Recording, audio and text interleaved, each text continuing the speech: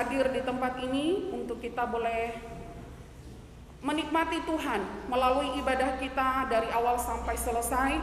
Dan biarlah kita boleh sungguh-sungguh datang di hadirat Tuhan dengan satu hati yang haus untuk merasakan Tuhan melalui setiap pujian, doa, dan juga firman Tuhan pada hari ini. Dan terlebih anak-anak kita yang akan menerima baptisan hari ini, kita dukung dalam doa supaya mereka sungguh-sungguh datang di hadapan Tuhan pada pagi hari ini dengan sebuah kesungguhan bahwa mulai hari ini mereka akan berjanji di hadapan Tuhan untuk menjadi anak-anak Tuhan yang siap dipakai oleh Tuhan dalam seluruh tanggung jawab pelayanan yang ada di dalam gereja kita. Mari saya ajak seluruh jemaat kita siapkan hati kita pada pagi hari ini untuk masuk di dalam ibadah ini dengan bersaat teduh. Jemaat saya undang untuk bangkit berdiri.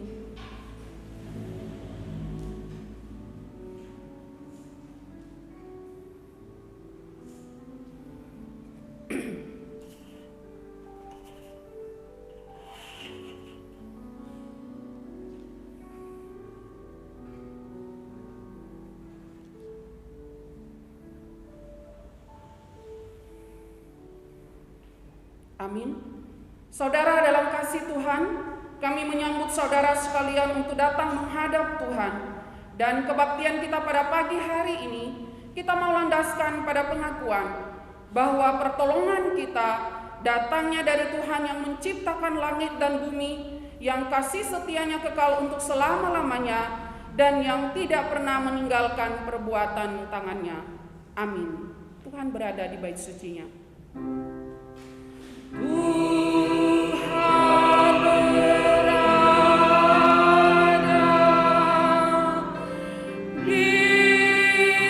Tuhan sujud.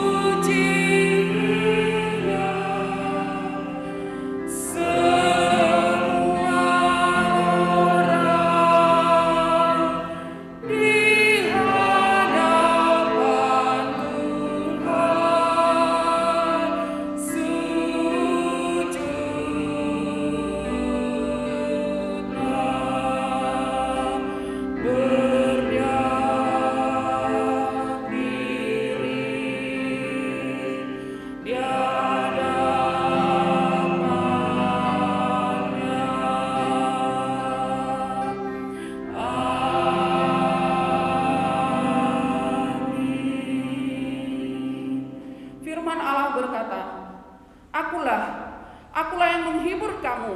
Siapakah engkau maka engkau takut terhadap manusia yang memang akan mati, terhadap anak manusia yang dibuang seperti rumput. Gloria Patri.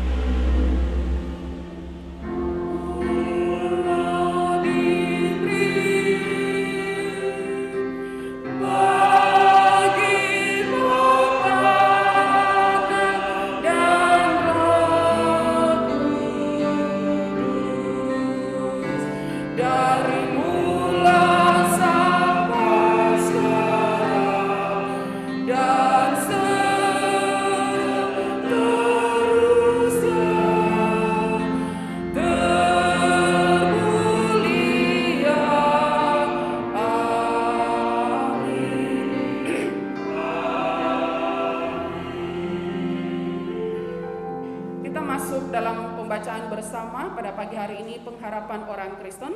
Kita akan baca bergantian, saya terlebih dahulu lalu kemudian jemaat sekalian.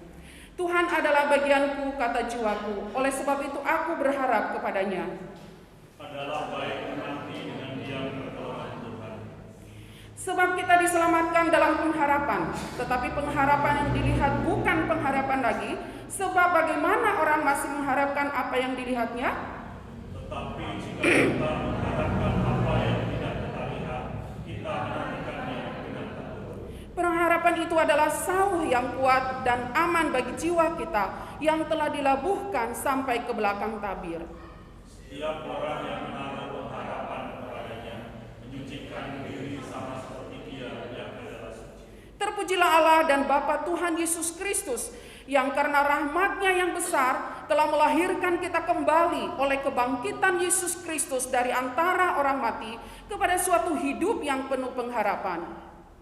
Untuk menerima sebuah bagian yang tidak dapat binasa, yang tidak dapat cemar, dan yang tidak dapat layu, yang tersimpan di surga bagi kami. Yaitu kamu yang dipeliharanya dalam kekuatan Allah karena imanmu, sementara kamu menantikan keselamatan yang telah tersedia untuk dinyatakan kepada akhir zaman, pada akhir zaman akhir.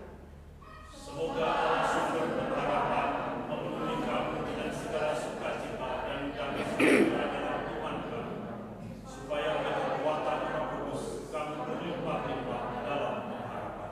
Amin.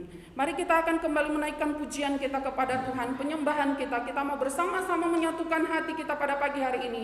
Kita mau katakan bahwa kami sungguh bersyukur kepadamu Tuhan, karena hari ini kami boleh ada di tempat ini untuk beribadah kepadamu, melayani Engkau dan menyembahmu.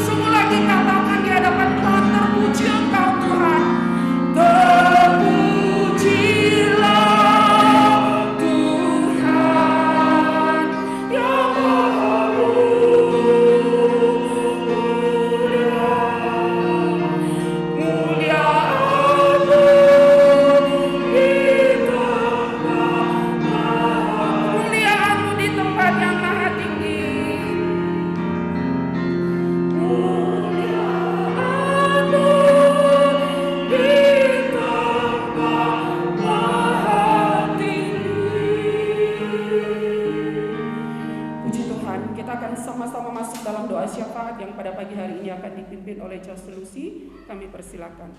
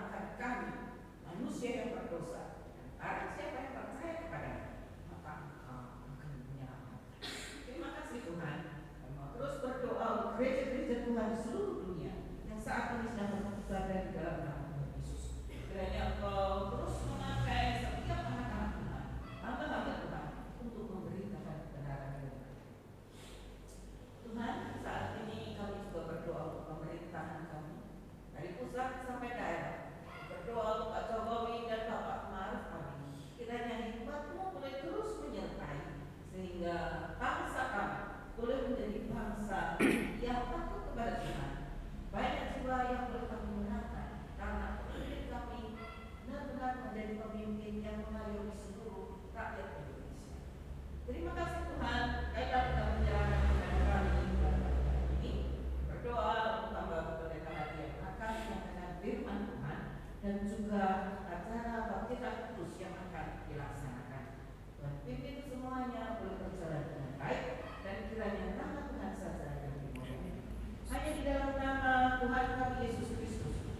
mengucap syukur dan berdoa. Amin. Amin. Terima kasih. Kita akan lanjutkan dengan pembacaan ayat firman Tuhan yang pada pagi hari ini terambil dari Yesaya 51 ayat 9 sampai Yesaya 52 ayat yang kedua. Kita akan baca bersama-sama ayat firman Tuhan ini. Terjagalah, terjagalah, kenakanlah.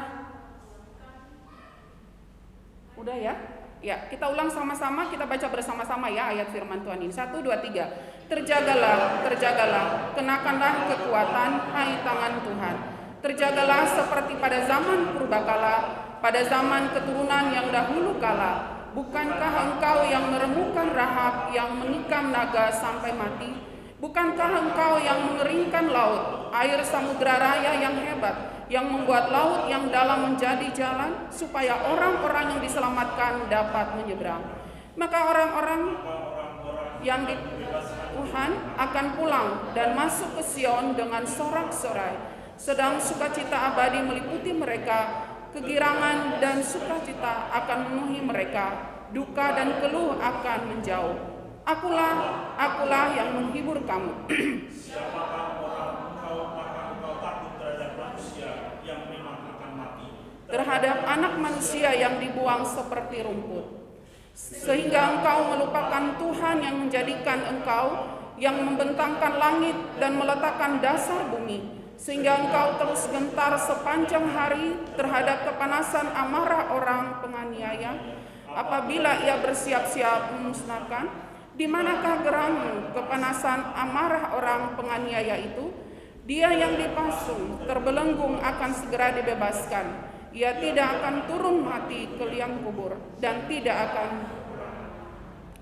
Sebab akulah Tuhan Allahmu yang menghabirukan laut, sehingga gelombang-gelombangnya ribu. Tuhan semesta alam namanya. Aku menaruh firmanku ke dalam mulutmu dan menyembunyikan engkau dalam naungan tanganku, supaya aku kembali membentangkan langit dan meletakkan dasar bumi dan berkata kepada Sion, engkau adalah umatku.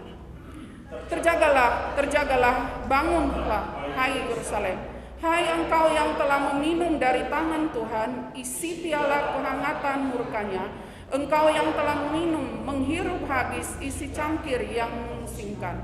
Dari semua anak-anak yang dilahirkannya tidak ada yang membunuh dia, dan dari semua anak-anak yang dibesarkannya tidak ada yang memegang tangannya. Kedua hal ini telah menimpa engkau, siapakah yang akan turut bersukacita dengan engkau? Kebinasaan dan keruntuhan, kelaparan dan pedang, siapakah yang akan menghibur engkau? Anak-anakmu sudah terlentang kenelusan di semua ujung jalan, seperti lembu hutan ke jaring. Mereka diliputi kehangatan murka Tuhan dan hardik Allahmu.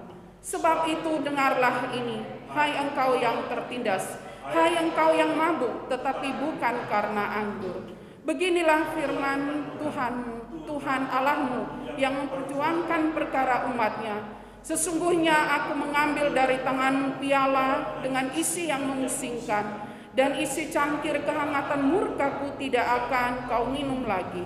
Tetapi aku akan memberikannya ke tangan orang yang menindas engkau, orang yang hatinya berkata kepadamu, tunduklah, supaya kami lewat menginjak kamu. Maka engkau merentangkan punggungmu setelan tanah dan sebagai jalan bagi orang yang lewat dari atasnya. Terjagalah, terjagalah, kenakanlah kekuatanmu seperti pakaian, hai Sion. Kenakanlah pakaian kehormatanmu, hai Yerusalem, kota yang kudus, sebab tidak seorang pun yang tak bersunat atau yang najis akan masuk lagi ke dalammu. Kebebaslah debu daripadamu, bangunlah, hai Yerusalem yang tertawan. Tanggalkanlah ikatan-ikatan dari lehermu, hai putri Sion yang tertawan. Jemaat dipersilakan untuk duduk. Kita akan bersama-sama memberikan yang terbaik kepada Tuhan melalui persembahan kita pada pagi hari ini, sebab kita percaya bahwa apapun yang kita peroleh dalam hidup kita hari ini adalah dari Yesus dan untuk Yesus. Bagi Yesus Tuhanku.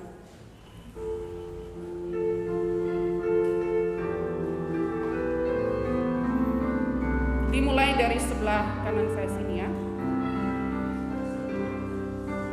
Ku serahkan bagi Yesus semua yang ku miliki, pikiran perbuatanku, ku serahkan bagimu.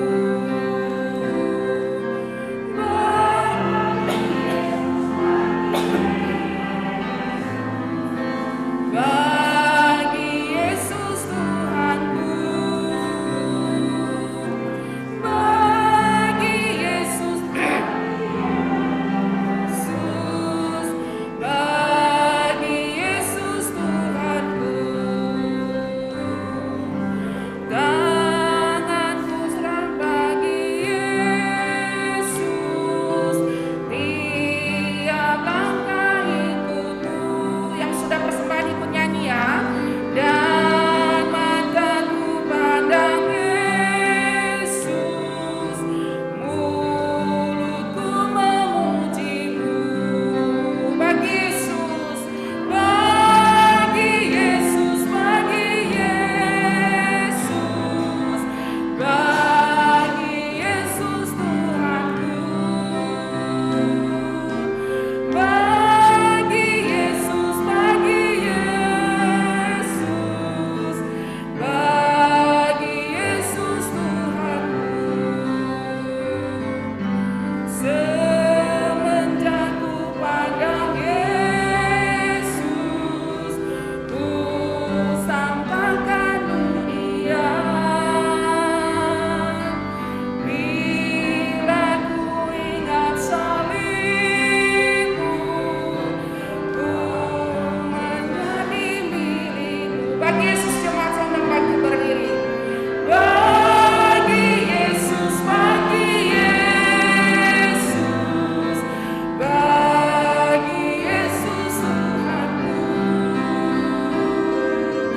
bagi Yesus, bagi Yesus, bagi Yesus Tuhanku. Kita akan masuk dalam doa syukur yang pada pagi hari ini akan dipimpin oleh Ibu Henis. Kami persilakan.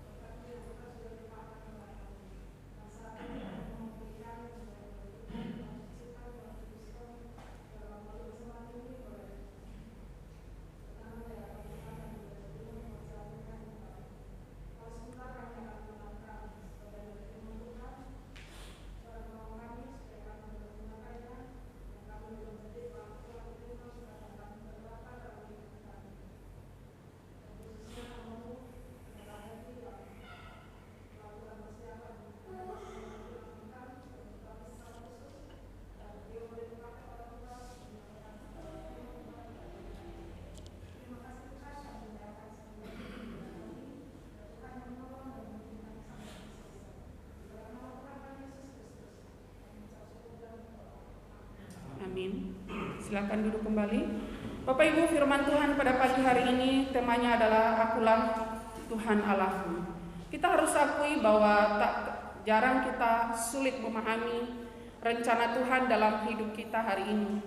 Bahkan kadang-kadang ada saatnya di mana kita seolah-olah merasa Tuhan sepertinya nggak adil, atau Tuhan sepertinya meninggalkan aku nih. Tuhan kayaknya nggak dengar doa aku. Tapi sesungguhnya Allah itu tidak pernah berubah. Apapun yang terjadi dalam hidup kita di tengah-tengah dunia ini, Dia tetap Allah sekarang dan selamanya. Oleh sebab itu kita patut untuk terus memuji Dia, menyembah Dia, bahkan sungguh-sungguh mempercayakan seluruh kehidupan kita kepadanya. Kita siapkan hati kita dengan menaikkan pujian, Kau tetap Allah.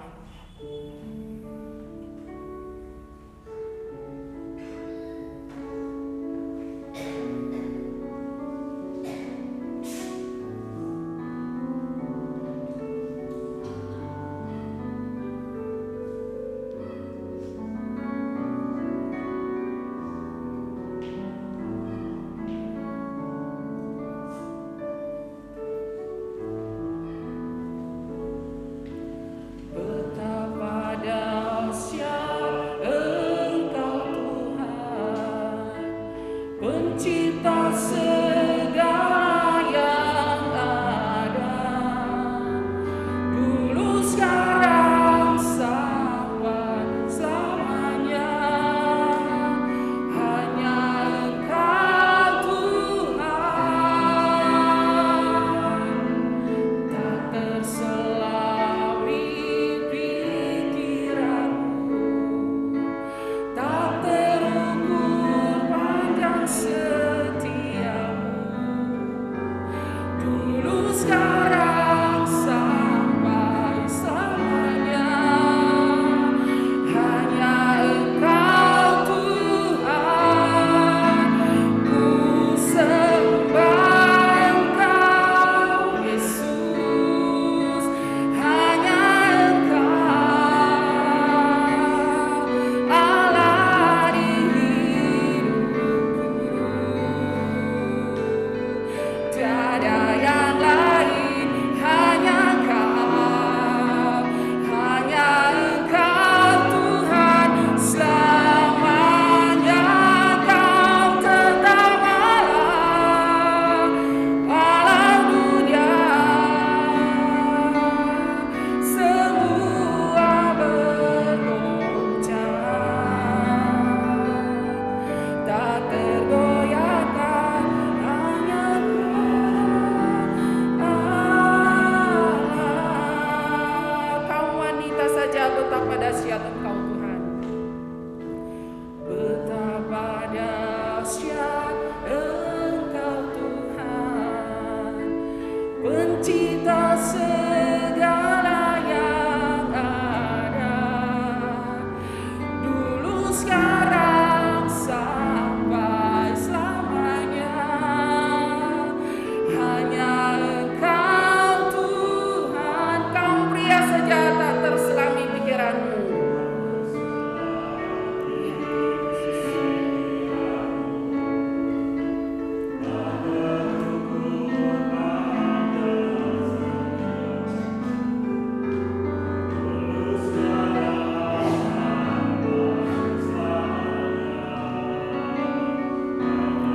Kita nyanyikan sama-sama, ku sembah Engkau Yesus.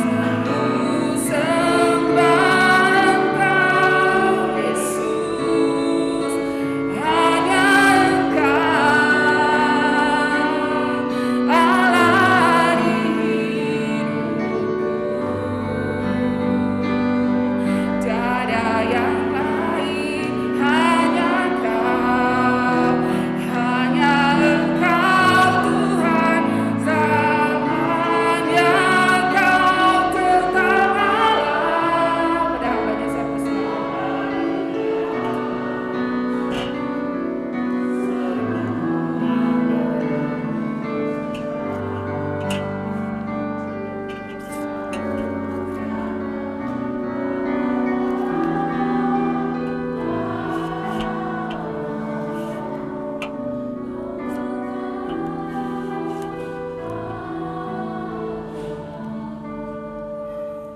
Mari kita berdoa. Bapa kami yang di dalam surga, pujian dan syukur kami naikkan kepadamu Tuhan, karena kami boleh merasakan bahwa Engkau senantiasa hadir di tengah-tengah kehidupan kami. Engkau senantiasa memimpin, memberkati, dan menyertai di dalam kehidupan kami, sekalipun kami sebagai anak-anak-Mu Tuhan, sebagai manusia yang penuh dengan kelemahan dan keterbatasan. Kami seringkali lalai, kami seringkali melupakan Engkau. Oleh sebab itu Tuhan, ampuni akan segala dosa kami. Dan kiranya melalui lagu puji-pujian yang sudah kami naikkan kepadamu Tuhan, kami terus mau diingatkan bahwa kami memiliki Allah yang begitu luar biasa, Allah yang setia di dalam kehidupan kami, Allah yang begitu mengasihi kami. Di tengah-tengah kegagalan kami mengasihi Engkau dan juga mengasihi sesama kami. Oleh sebab itu Tuhan, ketika kami membaca kebenaran firman-Mu bersama-sama, kami boleh diingatkan bahwa Engkau adalah Allah yang berkuasa atas kehidupan kami, bahwa Engkau adalah Allah yang berkuasa atas alam semesta yang Engkau ciptakan ini ya Tuhan, bahwa Engkau Allah yang akan senantiasa memberikan kekuatan dan penghiburan bagi setiap kami ketika kami ada di dalam kesesakan, dalam kesusahan, dan juga dalam kesulitan, bahkan di dalam hal apapun Tuhan. Terima kasih Bapa untuk kasih-Mu dalam hidup kami. Dan bila sebentar kami akan merenungkan kebenaran firman-Mu, kiranya Engkau menaruh pengertian firman itu dalam hati kami masing-masing Tuhan, supaya kami mengerti, memahami, dan melakukan apa yang Engkau firmankan untuk setiap kami. Urapi hamba-Mu yang penuh dengan kelemahan dan keterbatasan ini Bapa, urapi pakai bibir mulutnya Tuhan untuk menyampaikan kebenaran firman-Mu. Amin. Shalom Bapak Ibu yang dikasihi oleh Tuhan. Kita sungguh bersyukur jika pada pagi hari ini kita boleh bersama-sama untuk beribadah, dan hari ini suasananya berbeda ya, karena untuk sakramen baptisan yang akan diterima oleh ketujuh saudari kita 6 orang dan 1 saudara kita seorang, itu berbarengan dengan ibadah minggu, sehingga kita boleh menyaksikan bersama-sama. Saudara-saudaraku yang dikasihi oleh Tuhan, baptisan yang akan diterima oleh saudara-saudari kita sekalian itu adalah sebuah proklamasi di dalam kehidupan mereka. Kalau kita mengenal istilah proklamasi kemerdekaan, yaitu artinya sebuah negara menyatakan kemerdekaannya, bahwa kehidupan bangsa itu tidak lagi dijajah oleh bangsa lain. Ketika bangsa Indonesia mengumandangkan hari kemerdekaannya, artinya bangsa Indonesia juga tidak mau dijajah dan dikuasai oleh bangsa lain. Nah, demikian juga ketika kita, saudara dan saya, menerima tanda baptisan, itu adalah sebuah proklamasi yang dinyatakan di hadapan Tuhan, di hadapan jemaat, bahkan juga di hadapan iblis atau setan. Ketika menerima baptisan kudus, kita mau menyatakan bahwa aku adalah milik Tuhan. Sebagai pribadi-pribadi yang sudah ditebus di dalam iman kepada Yesus Kristus, aku sekarang adalah milik Tuhan. Aku tidak lagi mau diperbudak, dibelenggu oleh dosa. Hidupku tidak mau lagi dikuasai oleh dosa. Sehingga mulai hari ini aku mau hidup untuk memuliakan Tuhan, menjaga kekudusan hidupku, menjaga kekudusan hati dan pikiranku, supaya aku hidup berkenan kepada Tuhan dalam segala situasi kehidupan kita. Itu adalah proklamasi yang diwujudkan, dinyatakan di dalam kehidupan setiap orang yang percaya, dan juga ketika menerima tanda baptisan.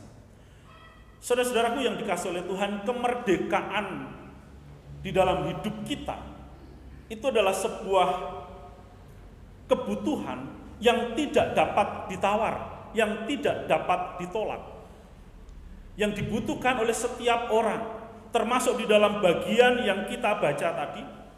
Yesaya menggambarkan bagaimana penderitaan, kesusahan, dan kesulitan yang dialami oleh bangsa Israel ketika mereka ada di pembuangan, ketika mereka sedang diperbudak, ketika mereka sedang mengalami kehidupan yang tidak mengenakan di dalam kehidupan mereka, karena mereka sebagai umat Allah dikuasai oleh bangsa yang tidak percaya kepada Allah.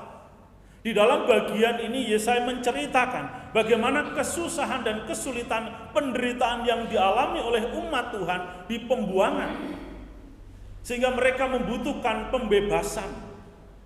Dan pembebasan itu hanya akan mereka peroleh, yang akan mereka dapatkan dari Allah. Dan Allah lah yang akan berperang melawan mereka, Allah lah yang akan membebaskan mereka dari perbudakan di Babel itu. Saudara-saudaraku yang dikasihi oleh Tuhan, kalau kita biasanya gitu kan, sebagai manusia, sebagai pribadi yang sebagai makhluk sosial, kita itu suka cerita. Betul ya? Siapa di sini yang tidak pernah cerita? Anak yang masih kecil sekalipun, yang masih sekolah minggu, ketika mereka ketemu temannya, mereka bisa bercerita, menceritakan pengalamannya. Menceritakan pengalamannya kepada temannya, kepada orang tuanya, kepada kakaknya. Bahkan kalau ketika diajak ngobrol begitu ya, kalau ada orang yang misalkan ketemu saya, Pak Hadi kan suka sama anak-anak, suka kalau sama novel itu, kalau saya main ke tempat novel, saya suka ajak dia cerita. Setelah saya korek 1, 2, 3, 4 kalimat, nanti dia cerita. Aku lagi mancing Pak Hadi. Mancing kan apa? Di sono gitu kan.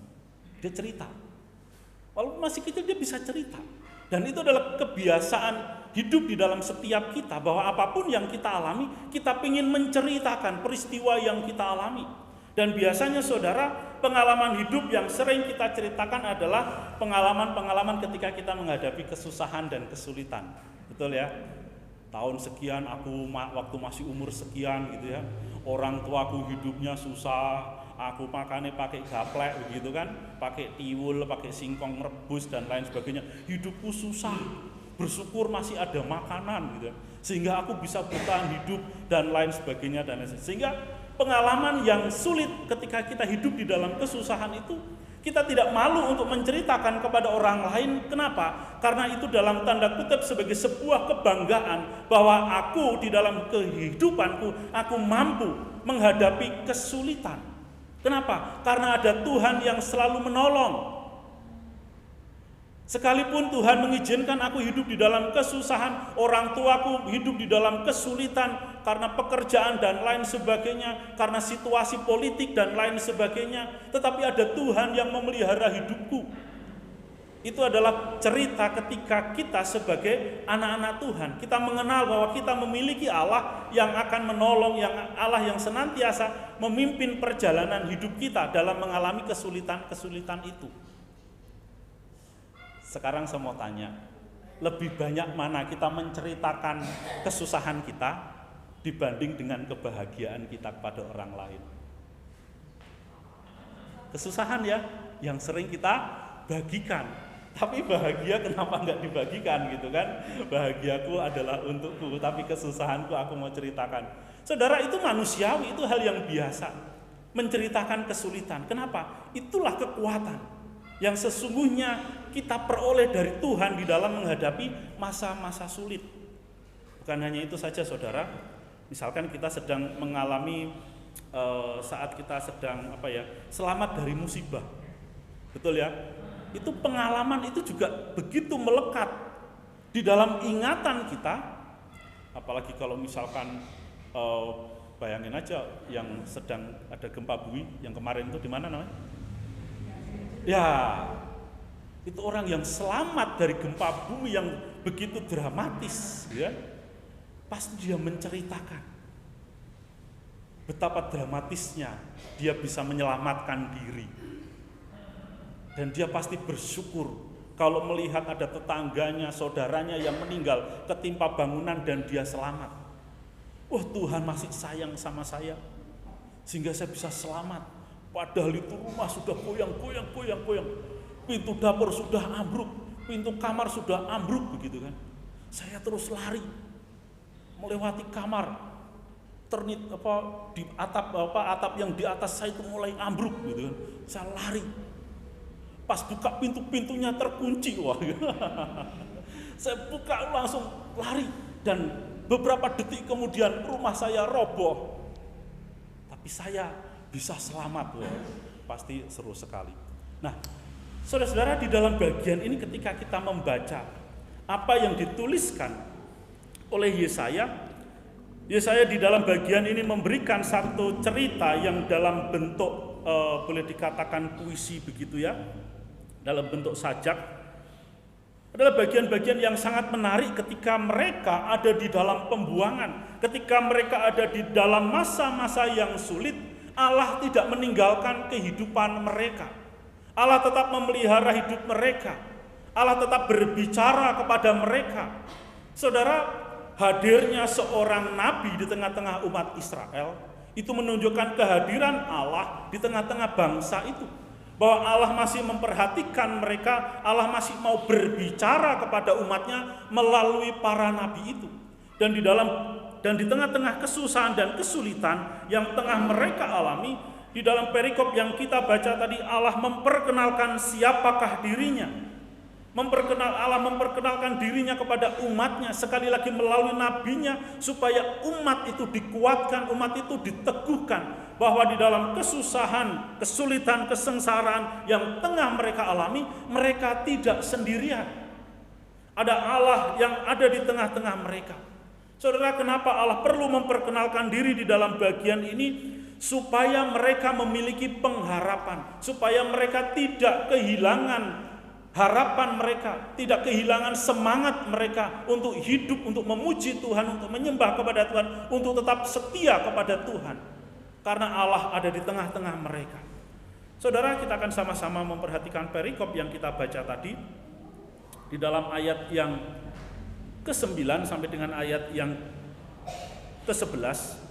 Di situ dikatakan, terjagalah, kenakanlah kekuatan, hai tangan Tuhan, terjagalah seperti pada zaman purbakala, pada zaman keturunan yang dahulu kala. Bukankah engkau yang meremukkan Rahab, yang menikam naga sampai mati? Bukankah engkau yang mengeringkan laut, air samudra raya yang hebat, yang membuat laut yang dalam menjadi jalan, supaya orang-orang yang diselamatkan dapat menyeberang? Saudara, jadi ini adalah sebuah ungkapan iman, sebuah gambaran ataupun sebuah kesaksian bahwa Tuhan itu senantiasa terjaga, Tuhan senantiasa menopang umatnya dengan kekuatan tangannya. Keperkasaan ataupun kekuatan Tuhan digambarkan di dalam bagian ini, bagaimana Allah itu memelihara kehidupan ataupun Allah itu menguasai sejarah sejak zaman dahulu kala. Allah tidak berubah kekuatannya, Allah tidak berubah kemahakuasaannya. Sehingga di dalam bagian ini Yesaya menyerukan kepada umatnya supaya mereka tetap memiliki sukacita dan semangat. Karena apa? Karena ketika orang yang mau berserah kepada Tuhan, yang berpengharapan kepada Tuhan, Allah menyatakan dirinya, maka orang-orang yang dibebaskan Tuhan akan pulang dan masuk ke Sion dengan sorak-sorai, sedang sukacita abadi meliputi mereka, kegirangan dan sukacita akan memenuhi mereka, duka dan keluh akan menjauh.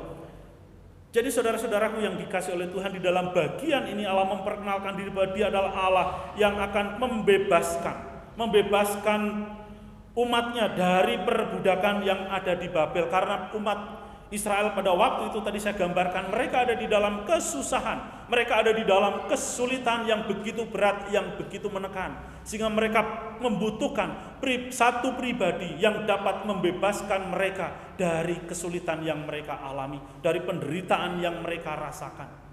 Dan itu tidak lain dan tidak bukan adalah Allah sendiri, Allah yang maha perkasa. Allah itulah yang akan membebaskan mereka sehingga mereka tidak dikuasai lagi oleh bangsa asing. Saudara-saudaraku yang dikasih oleh Tuhan, di dalam hidup setiap kita, apa sih sebetulnya yang membuat kehidupan kita itu sengsara, membuat kehidupan kita itu tidak bahagia, membuat kehidupan kita itu ada di dalam berbagai macam kesulitan? Tidak lain dan tidak bukan adalah dosa. Saudaraku yang dikasih oleh Tuhan, dosa itu memiliki satu kekuatan yang mengikat di dalam hidup setiap kita, bahwa dosa itu begitu menguasai hidup kita. Kemarin selama 3 hari saya mengikuti camp para pria begitu, dan sebagian besar itu adalah hamba-hamba Tuhan. Salah satu pembicara itu adalah seorang pendeta yang sudah kurang lebih, dia menggembalakan jemaat itu sudah 27 tahun begitu ya. Dia memberikan kesaksian bahwa dia pernah ketika istrinya itu sedang ikut seminar di Saat Malang, dan dia bersama anaknya tinggal di sebuah hotel. Anaknya perempuan masih kecil begitu, masih balita. Anaknya itu nangis. Bapak ini yang adalah seorang pendeta itu nggak sabar. Dia marah sama anaknya, dia cerita, dia ambil kemoceng, bagian dia kemoceng, tahu kemoceng ya? Yang bulu-bulu itu yang dari rotan, yang biasa buat dipegang itu bersih-bersih. Nah, dia balik, dia pegang bulunya, ujung kemoceng yang tidak ada, bagian kemoceng yang tidak ada bulunya itu dia masukkan ke dalam mulut anak perempuannya yang lagi nangis itu, disuruh diem. Dia marah. Habis itu dia pukul. Anaknya nggak bisa diem. Lo namanya anak nangis, dipukulin begitu kan tambah tambah nangis begitu, dia tambah marah, tambah emosi. Saudara, ketika saya mendengar itu, wah sadis juga ya nih. Artinya apa? Sekalipun dia sebagai seorang hamba Tuhan yang sudah bertobat, tetapi ternyata di dalam dirinya ada amarah, dia tidak mampu mengendalikan amarah.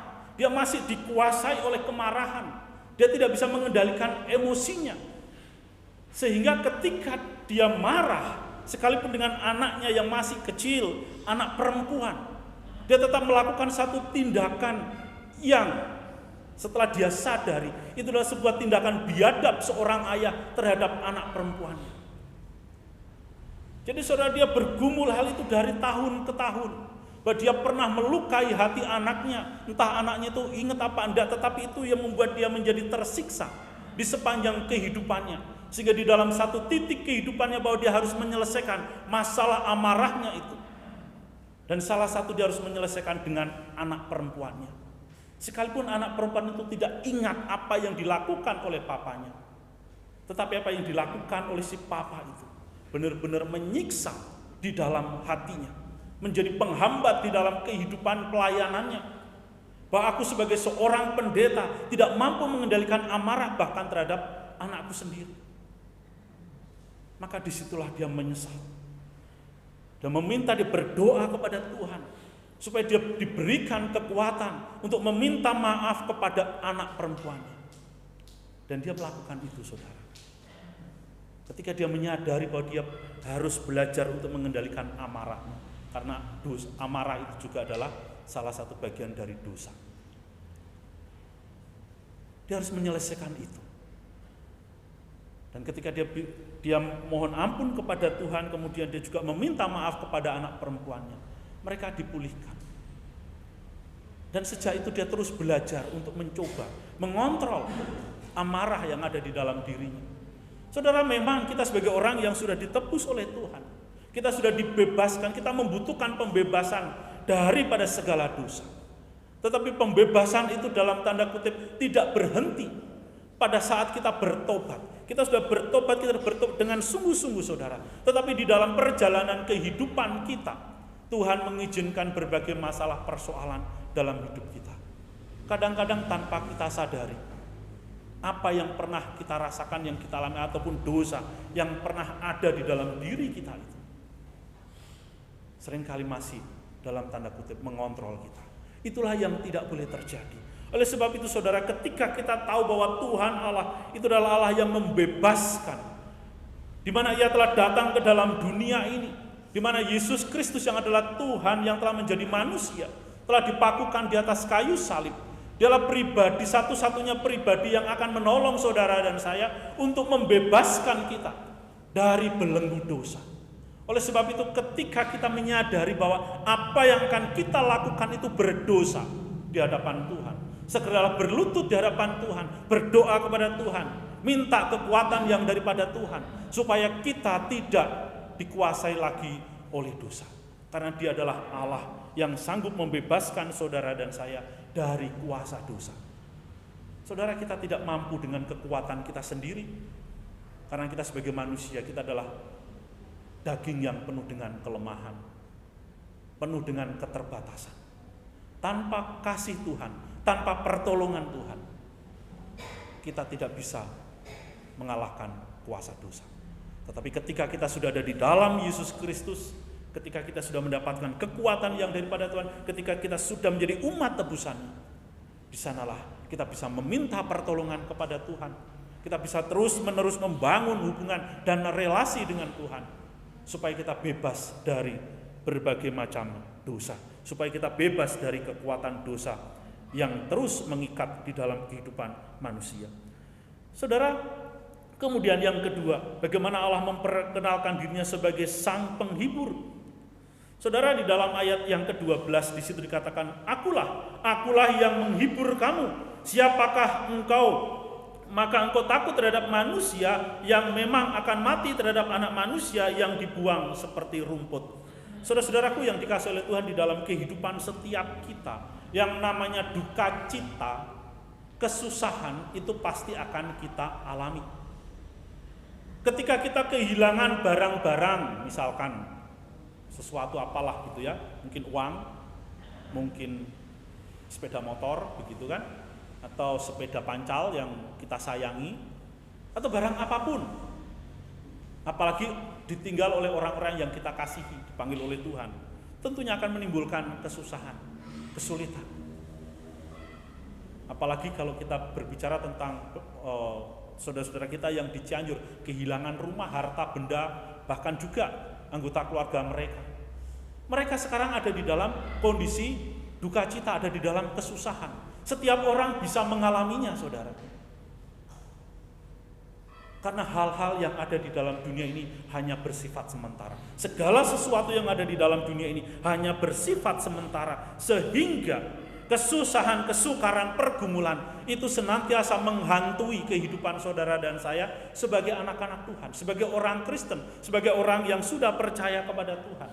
Tetapi di dalam firman Tuhan, di dalam bagian ini Tuhan pun berjanji memberikan penghiburan kepada orang-orang yang ada di dalam pembuangan, yang ada di dalam kesusahan, yang ada di dalam kesukaran, yang tengah mereka alami. Tuhan di dalam bagian ini mengingatkan supaya di dalam kehidupanmu sebagai umat Allah, engkau tidak perlu takut, engkau tidak perlu dikuasai oleh ketakutan. Dan pernah saya katakan bahwa rasa takut yang kita alami itu bukankah ketakutan terhadap sesuatu yang belum terjadi. Betul ya? Kita itu takut dengan sesuatu yang belum terjadi. Nah kalau sudah terjadi masa takut?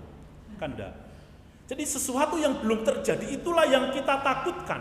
Dan di dalam bagian ini firman Tuhan mengingatkan, menegur umat Israel supaya mereka jangan takut terhadap orang-orang yang menindas mereka.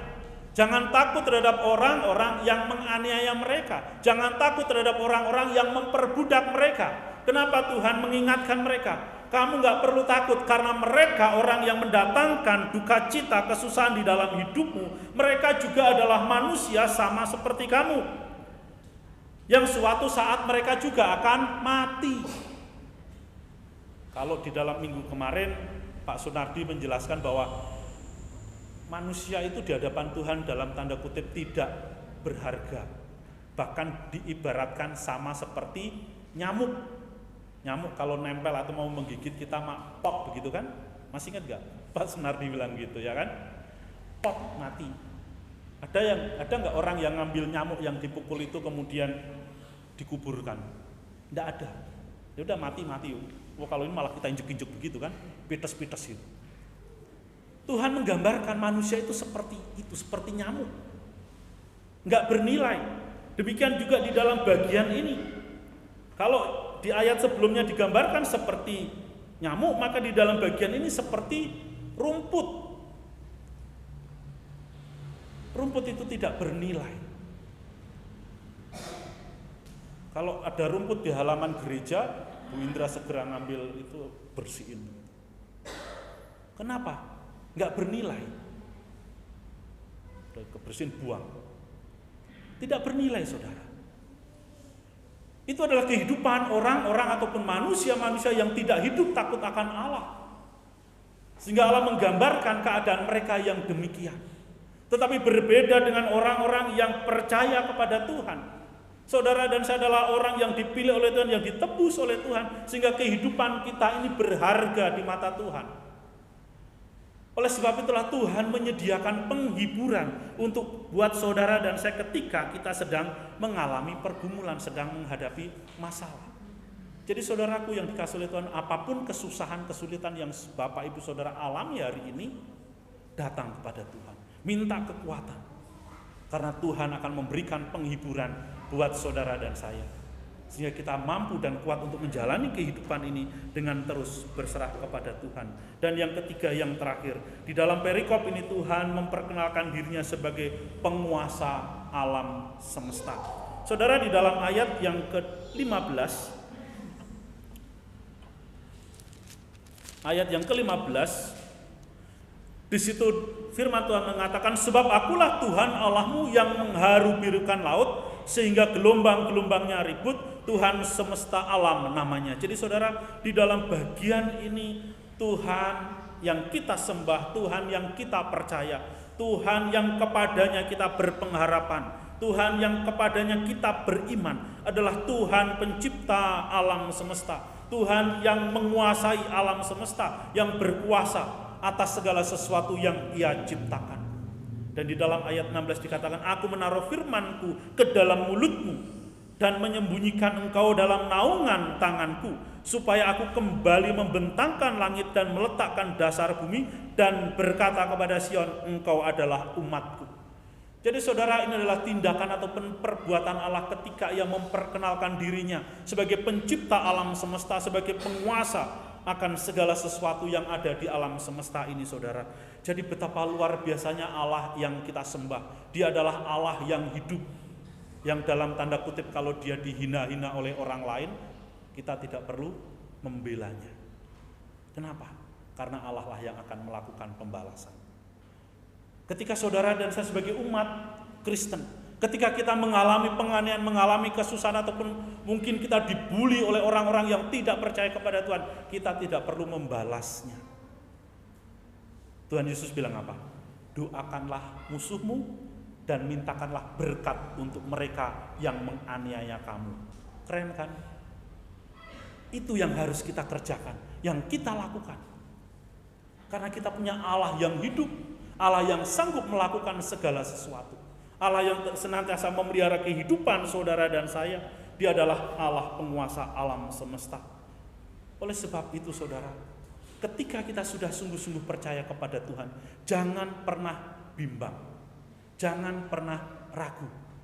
Ketika kita mau percaya kepada Tuhan, percayalah dengan sungguh-sungguh. Ketika kita dipanggil ataupun ketika saudara dan saya mengaku sebagai orang Kristen, jadilah orang Kristen yang sungguh-sungguh, jangan menduakan Tuhan. Saudara, sekali lagi saya mau sharing soal pendeta yang tadi cerita. Dia itu 16 bersaudara. Ketika dia kelas 2 SD, papanya meninggal. 16 bersaudara. Ketika dia kelas 2 SD, papanya meninggal. Jadi dia dibesarkan oleh seorang ibu yang luar biasa. Bapaknya itu majelis di gereja. Ini orang Batak, saudara. Ketika bapaknya meninggal, mamanya yang menggantikan. Jadi majelis. Tiap minggu rajin ke gereja, rajin pelayanan.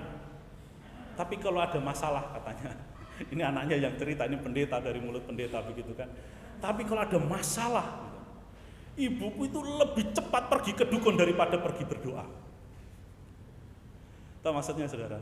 Jadi ketika ada masalah apapun dalam hidupnya, mungkin sakit yang agak berat, bukannya datang berdoa kepada Tuhan, tetapi lebih cepat pergi ke dukun. Kita nggak boleh jadi orang Kristen yang demikian. Saudara, ketika kita ada di dalam masalah, dalam kesusahan, ketika kita ada di dalam dunia ini, kita harus membangun komunikasi yang baik, yang benar dengan Tuhan. Kita tidak perlu takut, kita tidak perlu khawatir dengan segala sesuatu yang kita alami. Dan ketika masalah-masalah yang mengkhawatirkan, yang menakutkan itu datang, Tuhan Yesus bilang apa? Marilah kepadaku kamu yang letih lesu dan berbeban berat, aku akan memberikan kelegaan kepadamu. Itulah janji Tuhan di dalam hidup saudara dan saya. Bahwa sekalipun kita sebagai orang-orang Kristen yang sudah percaya kepada Tuhan, dan ketika Tuhan mengizinkan ada kesesakan, ada kesulitan, ada tantangan di dalam hidup kita, kita harus tetap mengarahkan iman percaya kita kepada Tuhan. Kita harus tetap datang kepada Tuhan Yesus, yang adalah sumber pertolongan kita, yang adalah sumber kehidupan kita, karena dialah penyelamat kita, dialah juru selamat kita. Oleh sebab itu, ketika kita mau menjadi orang Kristen, saya katakan, jadilah orang Kristen yang sungguh-sungguh. Kalau ada masalah, jangan cepat-cepat lari ya kepada yang lain, tetapi datanglah kepada Tuhan, merendahkan diri di hadapan Tuhan, berlutut, berdoa di hadapan Tuhan, mengungkapkan segala pergumulan-pergumulan kita. Oleh sebab itu saudara, ini adalah hal yang sangat penting. Karena kesulitan, tantangan yang saudara dan saya alami di dalam dunia ini adalah bagaimana cara Tuhan mendewasakan kita. Demikian juga untuk ke-7 calon baptisan. Ketika kalian dibaptis, terima Yesus sebagai Tuhan dan Juru Selamat di dalam hidup kalian, bukan berarti kehidupan kalian ke depan sebagai orang-orang Kristen, sebagai pengikut Kristus akan baik-baik saja. Tuhan nggak pernah menjanjikan langit akan selalu biru, laut akan selalu tenang, tidak. Yang Tuhan janjikan adalah penyertaan Tuhan ketika badai hidup itu kalian alami sebagai anak-anak Tuhan. Oleh sebab itu, teguhkan panggilan dan pilihan Tuhan atas diri kalian. Jadilah anak-anak Tuhan, jadilah orang-orang Kristen yang terus bertumbuh di dalam iman dan pengenalan akan Tuhan, dan jadilah pribadi-pribadi yang boleh sungguh-sungguh hidup takut akan Tuhan. Kiranya Tuhan memberkati. Mari kita berdoa. Bapa kami yang di dalam surga, Tuhan, kami mengucap syukur untuk kebenaran firman-Mu yang boleh mengingatkan kami bahwa kami memiliki Allah yang begitu luar biasa. Kami memiliki Allah yang akan membebaskan kami dari berbagai macam dosa yang kami alami, ya Tuhan. Oleh sebab itu Tuhan, kiranya Engkau terus menolong setiap kami, supaya kami sebagai anak-anak-Mu Tuhan mau dengan rendah hati di hadapan Tuhan mengakui segala dosa kami di hadapan-Mu Tuhan. Karena kasih-Mu melalui Yesus Kristus yang telah mati di atas kayu salib, telah membebaskan kami dan memberikan jaminan akan kehidupan yang kekal kepada setiap kami yang terpanggil untuk percaya, untuk terima Engkau sebagai Tuhan dan Juru Selamat di dalam hidup kami. Terima kasih Tuhan, dan kami mau berdoa Tuhan menyerahkan untuk sakramen baptisan yang akan kami adakan pada pagi hari ini untuk ke-7 orang calon baptisan Tuhan. Kiranya Tuhan berkati agar melalui sakramen baptisan ini nama Tuhan dimuliakan, iman boleh disaksikan ya Tuhan, sehingga kehidupan anak-anak-Mu, kehidupan setiap kami sebagai pengikut-pengikut-Mu Tuhan, kami boleh hidup sungguh-sungguh di hadapan-Mu Tuhan. Terima kasih Tuhan, kiranya Engkau meteraikan kebenaran firman Tuhan ini dalam hati setiap kami, supaya kami tidak meninggalkan Engkau, supaya kami tidak tawar hati dalam berbagai macam persoalan yang Tuhan izinkan untuk kami alami di dalam hidup kami dalam dunia ini. Terima kasih Bapa, inilah doa kami. Di dalam nama Tuhan Yesus kami berdoa dan bersyukur. Amin. Saudara-saudaraku yang dikasihi oleh Tuhan, kita akan bersama-sama melangsungkan sakramen baptisan. Dan sebelum ke-7 saudara-saudari kita ini menerima sakramen baptisan, mereka akan memberikan kesaksian ya, pertobatan mereka dan alasan mengapa mereka mau dibaptis begitu ya.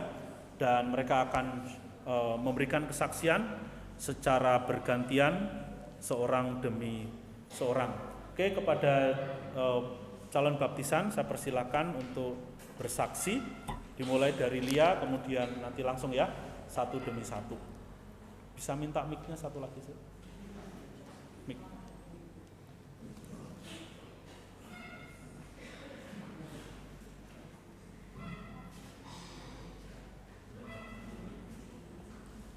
Oke, silakan dia. Di sini Bu. Shalom saudara-saudara yang terkasih. Saya di sini ingin menyampaikan kesaksian atau alasan saya mau dibaptis. Alasan saya mau dibaptis yaitu adalah saya ini orang berdosa dan butuh juru selamat. Yesus mau datang ke dunia, mati di atas kayu salib untuk menyelamatkan dosa-dosa saya. Dan dari situ saya berkomitmen untuk percaya kepada Tuhan Yesus. Dan dibaptis juga merupakan bukti nyata bahwa saya benar-benar mengikut Tuhan Yesus. Sekian kesaksian dari saya, terima kasih.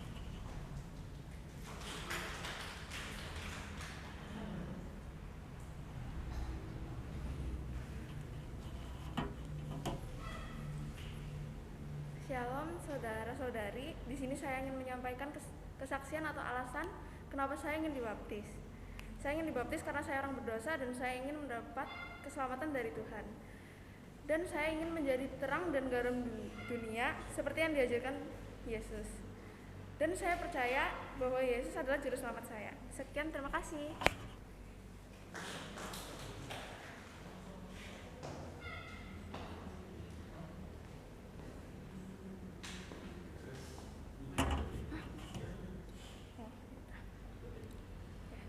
Shalom saudara-saudara, saya di sini menyampaikan kesaksian atau alasan saya mengapa saya mau dibaptis.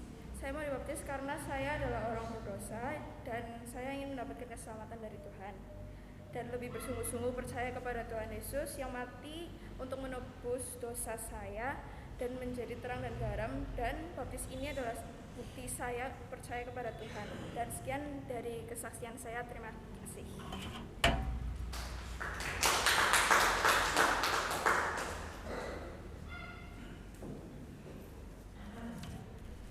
Shalom Bapak Ibu Saudara yang dikasihi Tuhan.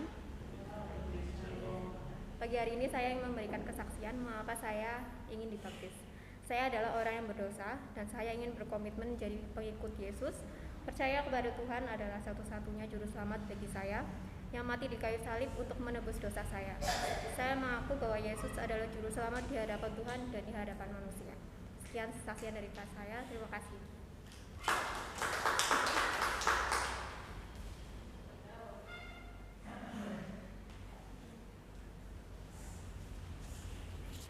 Shalom. Shalom. Saya mau dibaptis karena saya percaya kepada Tuhan Yesus, dan karena saya ini orang berdosa yang membutuhkan juru selamat. Baptis ini menjadi proklamasi dan tanda bahwa saya percaya kepada Tuhan Yesus dengan segenap hati saya di hadapan Tuhan, manusia, dan iblis. Ya, saya juga manusia biasa yang pasti akan berbuat dosa terus menerus lagi dan lagi, tapi dengan pertolongan Tuhan saya akan terus berusaha untuk hidup seturut dengan kehendak Tuhan, sesuai yang Tuhan kehendaki, serta dapat menjadi terang dan garam. Terima kasih.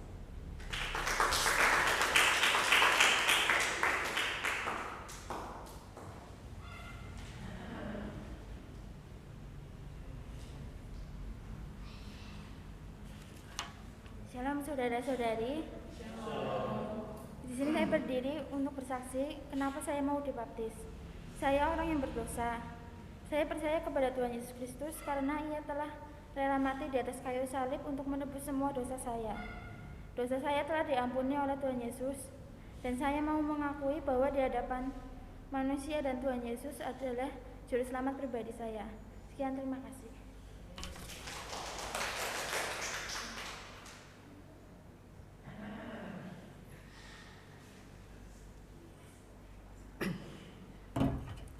Shalom, selamat pagi saudara-saudara yang dikasihi Tuhan. Saya di sini mau menceritakan mengapa saya mau dibaptis. Karena saya percaya Yesus sebagai juru selamat. Saya orang yang berdosa. Saya sudah diampuni. Saya membuktikan bahwa saya percaya Yesus di hadapan Tuhan, di hadapan jemaat, ataupun orang-orang yang di sekitar saya. Dan saya menerima baptisan kudus. Saya mau menjadi saksi Tuhan. Sekian, terima kasih.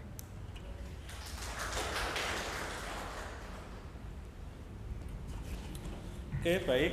Demikian kesaksian dari ketujuh calon baptisan yang sudah kita dengar bersama-sama, dan itu adalah saudara-saudara sekalian adalah saksi dari kesaksian mereka, dan tentunya kehidupan kekristenan mereka tidak berhenti sampai di sini, tetapi buat Bapak Ibu sekalian juga harus senantiasa mengingatkan, menegur ya untuk anak-anaknya yang sudah mengambil komitmen pada hari ini, dan doakan mereka supaya mereka boleh terus bertumbuh di dalam iman kerohanian mereka sehingga mereka bisa menjadi anak-anak Tuhan yang terus dipakai oleh Tuhan menjadi alat bagi pekerjaan Tuhan. Dan saya mengundang ketujuh calon baptisan untuk bangkit berdiri. Ada 3 pertanyaan yang harus kalian jawab secara bergantian. Ya, mic-nya silakan dipegang.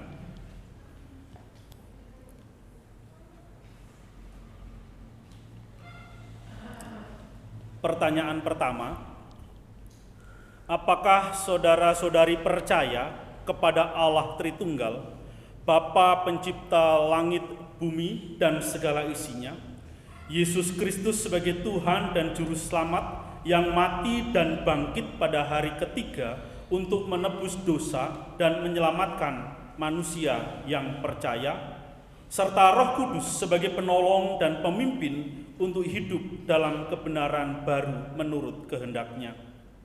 Di hadapan Allah dan jemaat-Nya yang menjadi saksi, apakah jawabmu, Saudari Aprilia Lucy Evanti? Francisca Santoso?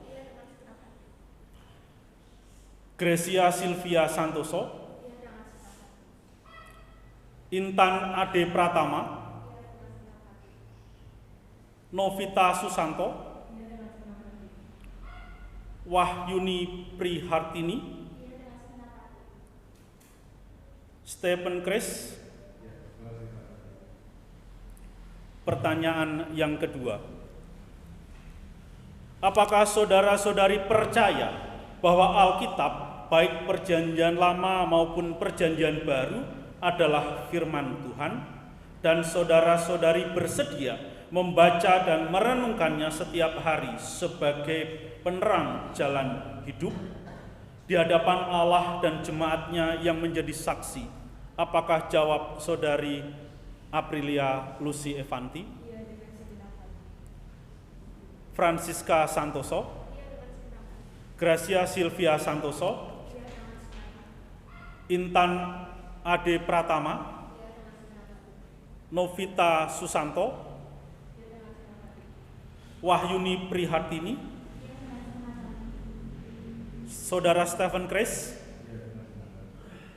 Pertanyaan yang ketiga, apakah saudara-saudari bersedia berpegang pada ajaran pemahaman iman dan aturan tata gereja Kristen Karunia Indonesia sesuai dengan karunia yang Tuhan anugerahkan?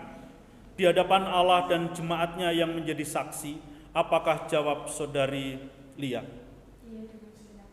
Saudari Siska? Saudari Grace?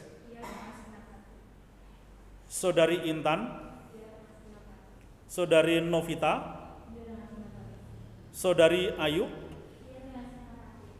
Saudara Stephen Chris? Terima kasih. Silakan duduk kembali.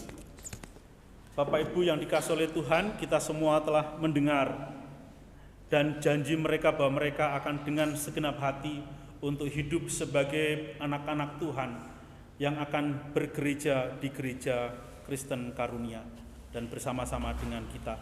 Dan kita akan membaptis mereka. Namun sebelumnya kita akan berfoto terlebih dahulu dengan para calon baptisan. Oke, silakan maju ke depan ke 7 calon baptisan bersama dengan hamba Tuhan. Foto 1 kali, habis itu nanti dilanjutkan dengan para majelis.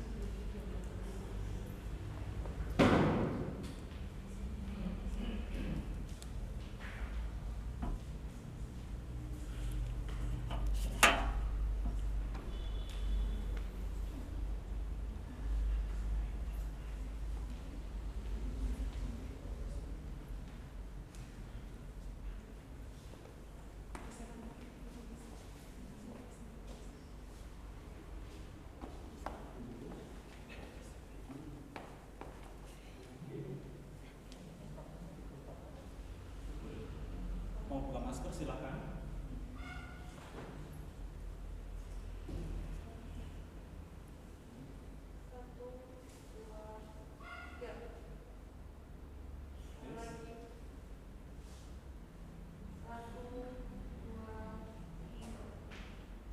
Bapak Ibu majelis silakan maju ke depan untuk kita ambil foto bersama.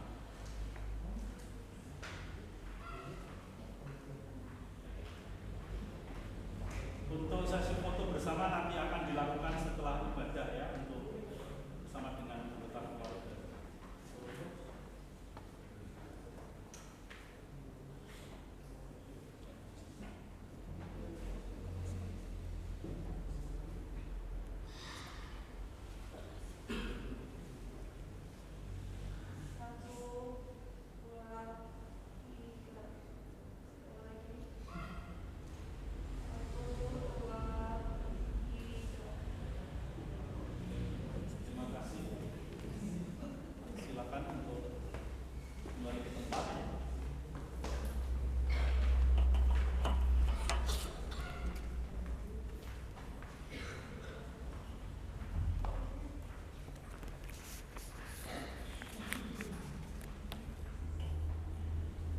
Baik, saudara-saudaraku yang dikasihi oleh Tuhan, kita akan bersama-sama menyaksikan sakramen baptisan pada pagi hari ini.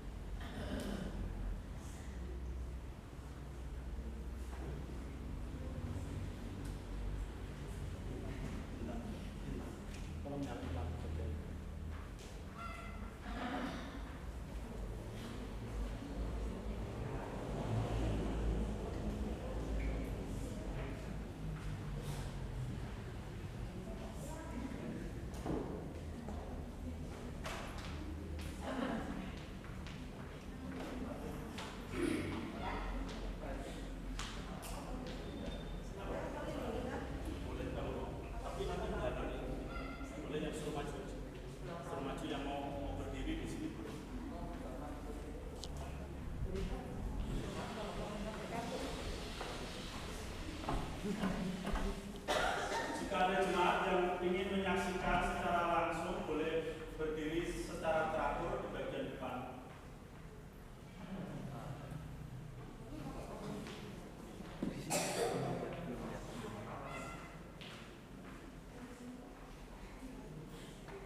Nanti begitu mereka selesai dibaptis, kita akan menyanyikan lagu yang ada di layar ya, Hari yang Bahagia.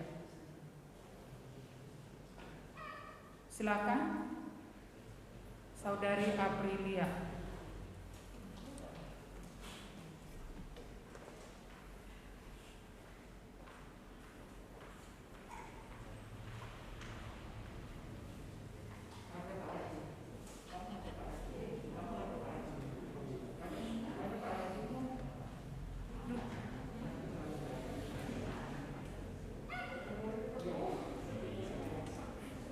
Aprilia Musyevanti, aku membaptis engkau dalam nama Bapa, Anak, dan Roh Kudus.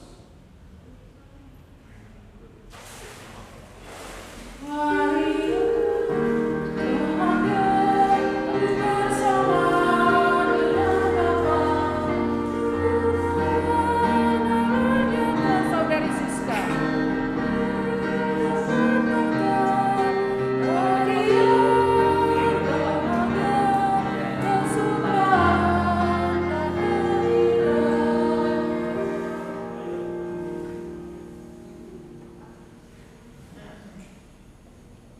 Francisca Santoso, aku membaptis engkau dalam nama Bapa, Anak, dan Roh Kudus.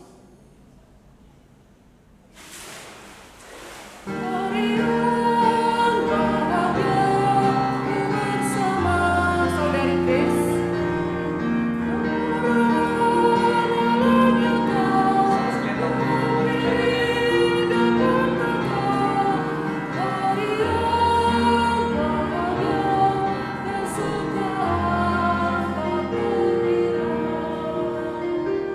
Gracia Santoso, aku membaptis engkau dalam nama Bapa, Anak, dan Roh Kudus.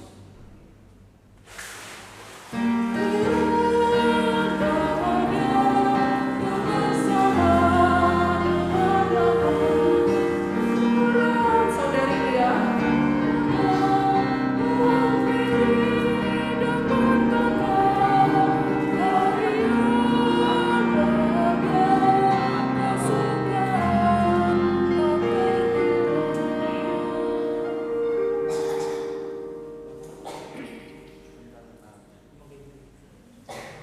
Intan Andri Pratama, aku membaptis engkau dalam nama Bapa, Anak, dan Roh Kudus.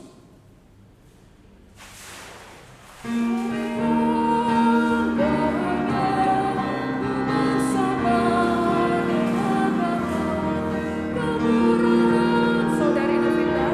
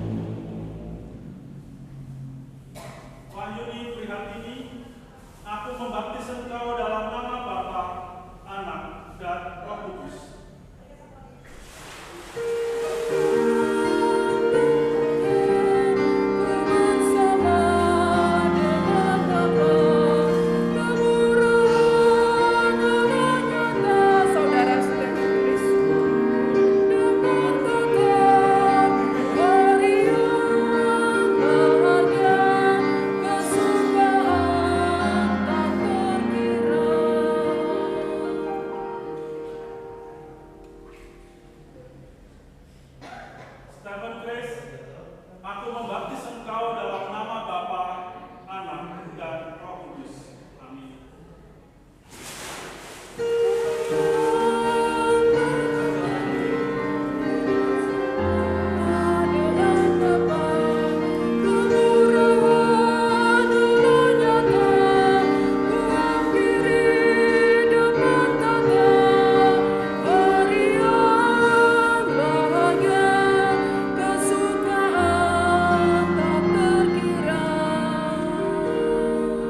Saya ajak jemaat untuk kita sama-sama menyanyikan lagu ini dari awal. Kita mau menyatakan bahwa pujian ini juga adalah merupakan doa kita kepada anak-anak kita yang pada hari ini telah menerima baptisan. Bagi Yesus Tuhanku.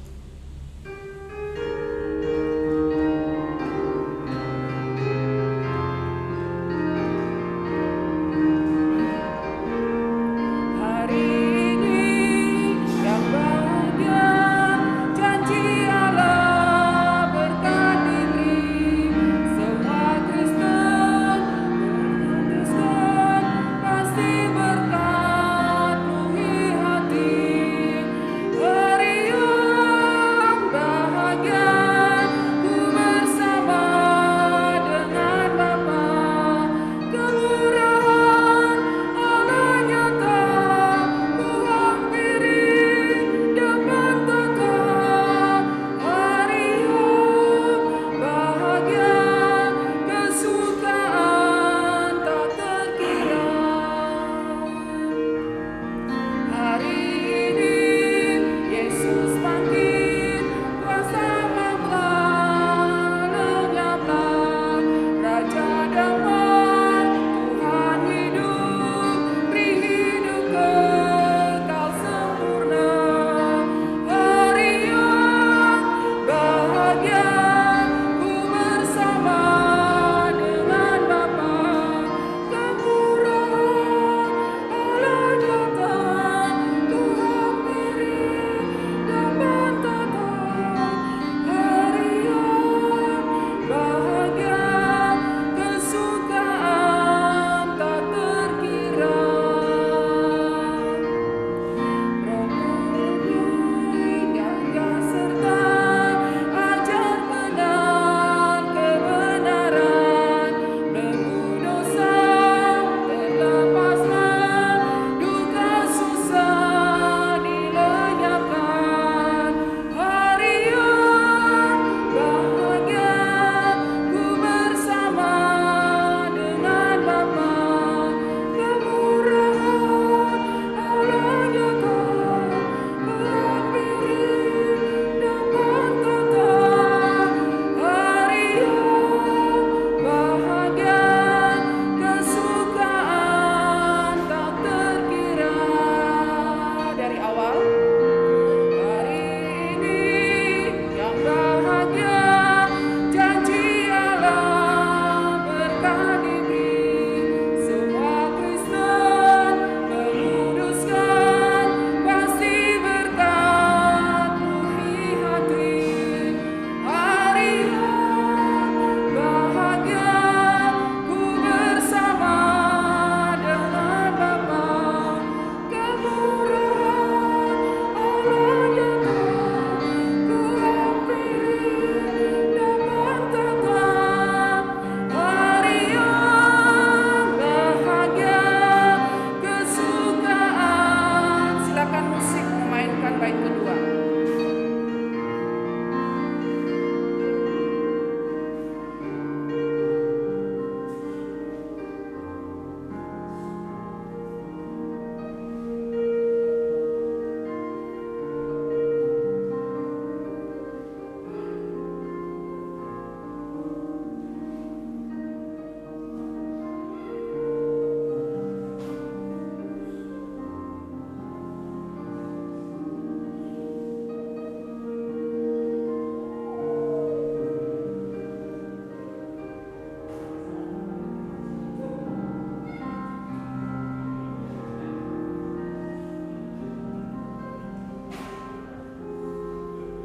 Bait yang ketiga kita nyanyikan sama-sama. Roh Kudus tinggal serta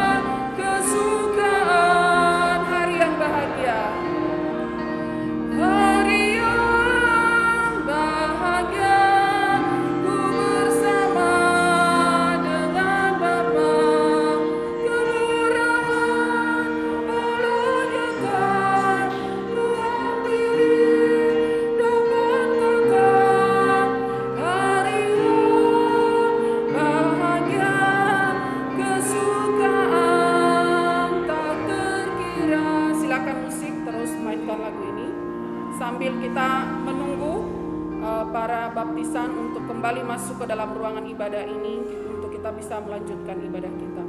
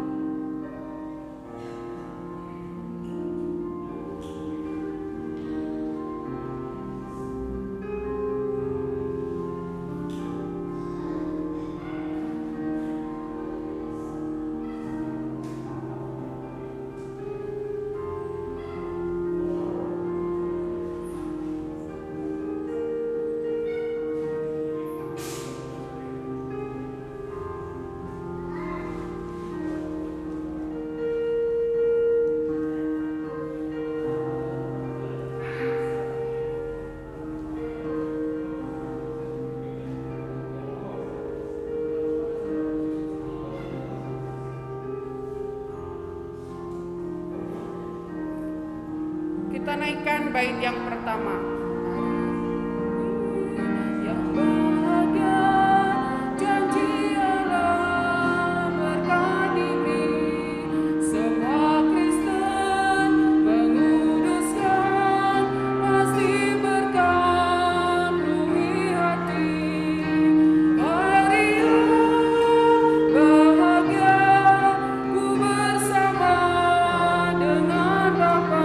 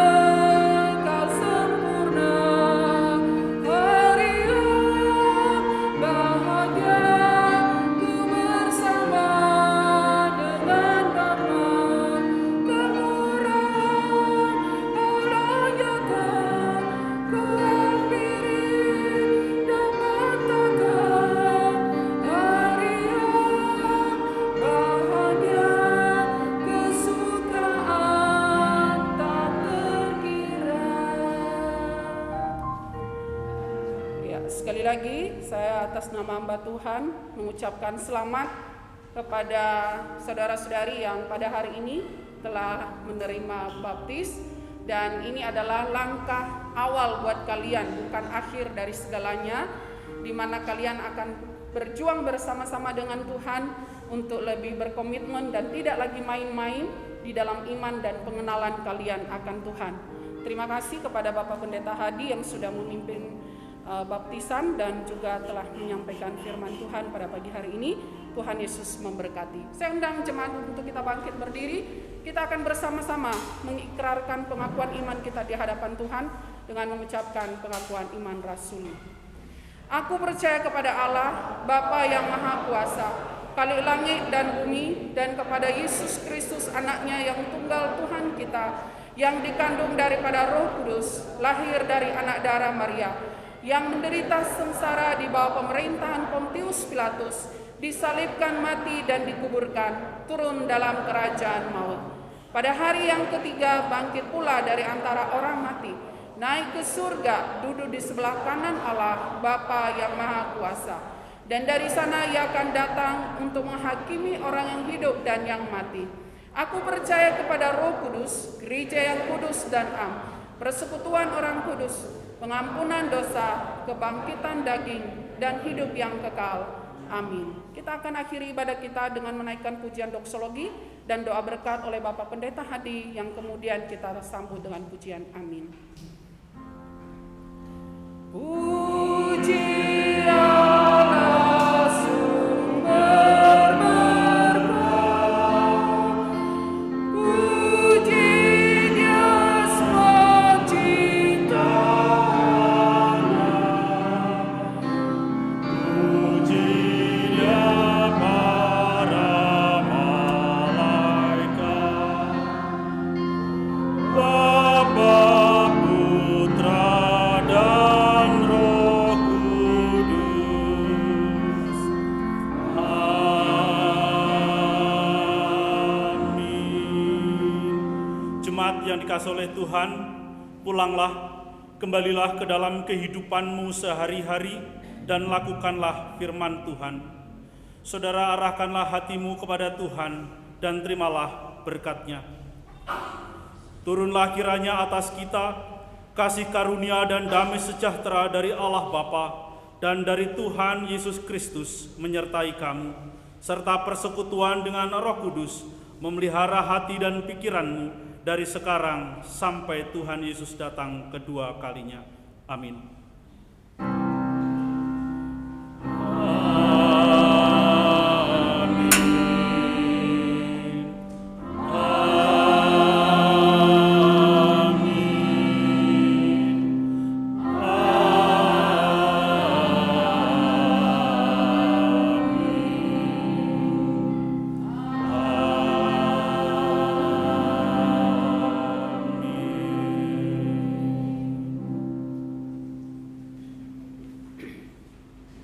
Jemaat dipersilakan untuk duduk. Ada beberapa warta jemaat yang akan saya sampaikan pada pagi hari ini. Pertama-tama saya mengucapkan terima kasih untuk anak-anak Tuhan yang sudah terlibat dalam pelayanan ibadah pada pagi hari ini. Kiranya Tuhan Yesus memberkati. Petugas ibadah pada minggu depan, tanggal 4 Desember, liturgis adalah Ibu Karsia, pengkhotbah Evangelis Yohanes Cia. Ini adalah hamba Tuhan dari pusat yang beberapa waktu lalu juga pernah melayani kita di sini. Doa syafaat saya sendiri, doa syukur Saudari Minghung, LCD Saudari Intan, dan pemusik Saudari Leni, petugas perjamuan kudus Bapak Bagio dan Ibu Henis. Jadi minggu depan kita ada perjamuan kudus, harap jemaat bisa mempersiapkan hati. Lalu kemudian pada hari ini akan dibagikan kupon pengobatan gratis yang akan kita adakan pada hari Sabtu tanggal 3 Desember.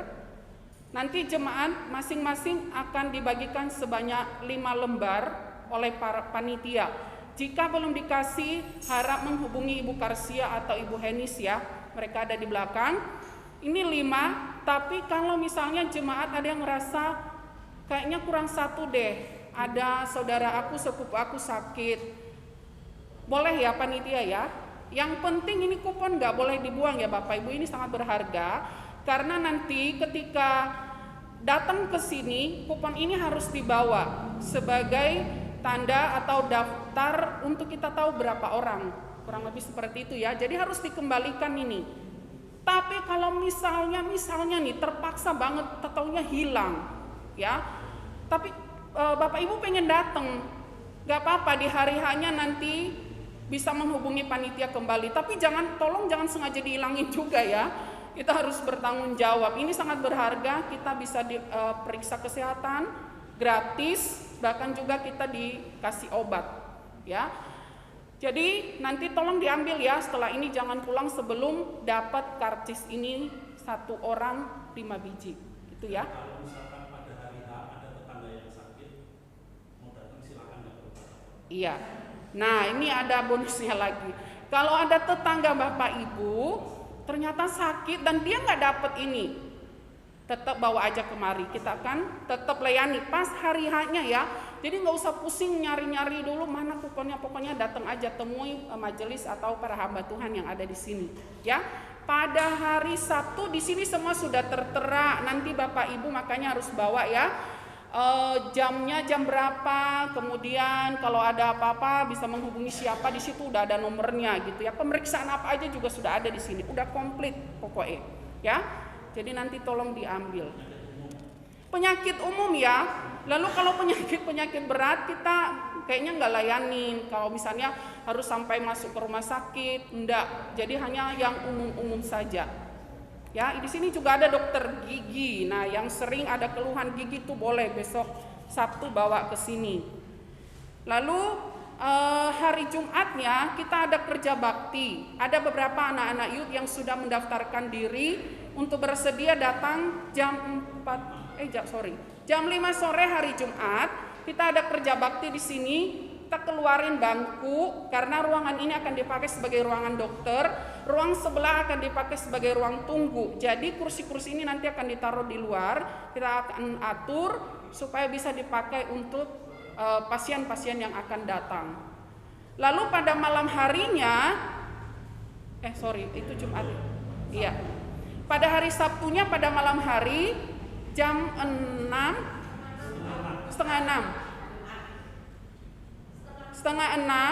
ada persekutuan youth Bamak.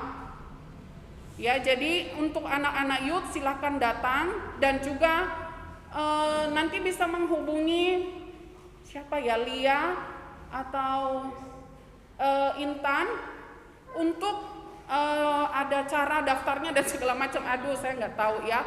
Nanti coba hubungin mereka deh. Karena ini acaranya spesial, jadi anak-anak youth harus daftar dan kuotanya juga terbatas. Karena yang datang ini bukan hanya anak-anak youth kita, tapi dari youth seluruh gereja se-Banyumas. Dan ruangan ini sangat terbatas, jadi kita batasin juga. Kalau kuotanya sudah sampai 100 orang, kita akan tutup pendaftaran. Dan pembicaranya adalah pembicara dari pusat. Dia seorang yang ahli di bidang itu, psikolog, untuk menangani anak-anak remaja, pemuda yang mengalami situasi-situasi yang sulit di hari-hari ini. Mungkin ada kebingungan, ada stres tanpa mereka sadari gitu ya. Nah, besok Sabtu nih kesempatan supaya mereka tahu cara menangani stres yang kadang-kadang mereka alami, mereka hadapi hari ini. Ya, seperti itu ya. Oke, Jumat jam 7 malam juga ada briefing di sini khusus untuk yang terlibat dalam seluruh acara pengobatan gratis ini. Para petugas yang sudah mendaftarkan diri harap untuk hadir pada Jumat malam jam 7 di tempat ini untuk kita briefing, mengatur segala sesuatunya ya, bagi tugas dan lain-lain supaya lebih jelas. Jadi hari Jumat itu kita akan bersama-sama dengan tim yang datang dari Jakarta untuk kita bisa duduk bersama, dibicarakan sama-sama gitu ya. Dan terus doakan juga supaya acara ini semua dapat berlangsung dengan baik. Lalu persekutuan youth seperti biasa jam 19. Untuk selama Desember ini jam 6 sore karena mereka ada latihan dan segala macam. Ibadah sekolah minggu depan kembali seperti biasa pukul 9 pagi. Lalu ada Christmas Carol. Selama bulan Desember ini ada tanggalnya kemarin itu saya lupa. Tanggal berapa? 12 Desember sampai 16. 12 hanya dari tanggal 12 sampai 16 Desember gitu ya. Christmas Carol bagi jemaat yang ingin dikunjungin harap mendaftarkan diri kepada majelis dan Chow Solusi. Oke. Ada lagi kah? Sudah? Itu aja pengumuman hari ini. Ibadah kita selesai dan saya ajak kita untuk bersama-sama menaikkan pujian Immanuel sambil memberikan salam jauh kepada saudara-saudari kita.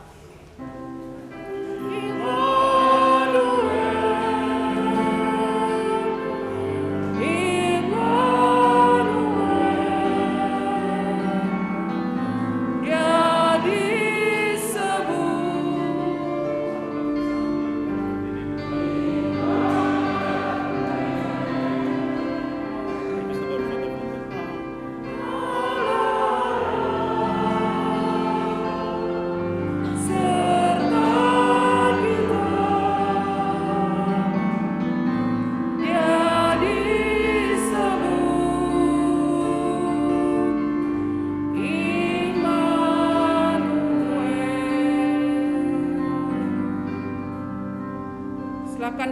ibadah kita selesai saat teduh. Selamat hari Minggu dan Tuhan Yesus memberkati.